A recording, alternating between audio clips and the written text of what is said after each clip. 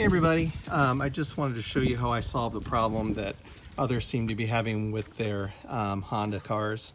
So I have a 2008 Honda Fit, and what happened was this little flip thing for the back seat that flips the seat down was broken. You can see I fixed it, but I would just flip it, and it wouldn't come out. So what I did to fix this is I actually went in the back. And in the back, you can see I've already removed this plastic piece here. So this plastic cover was over, sorry about that. This plastic cover was over the top of it.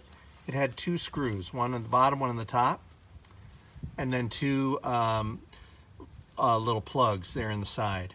And so those just popped out, took the two screws out, and you could see this unit right here.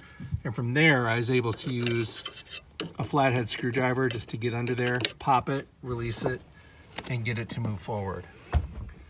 From there, what you'll see is that there's basically a like a metal hook that hooks the clipper piece to the release, and that metal hook had come loose.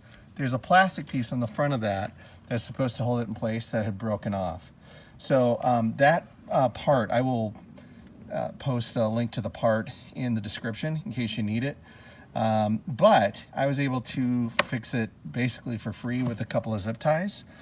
Basically, I went around the back of the metal hook, and I put two of them, one on the white plastic piece, one on the hook, and I tied them together, and I was able to get it to stay. So now the seat, as you can see, I can undo it,